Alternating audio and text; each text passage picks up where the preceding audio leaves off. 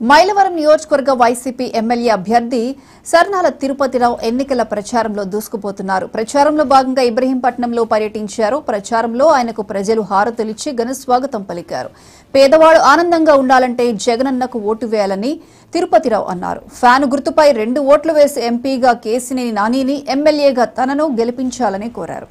ఇబ్రహీంపట్నం ప్రజలకు ఏ కష్టం వచ్చినా తాను అండగా ఉంటానని హామీ ఇచ్చారు. జగన్ను మరోసారి సీఎంగా గెలిపించడానికి ప్రజలంతా సిద్ధంగా ఉండాలని ఆయన పిలుపునిచ్చారు.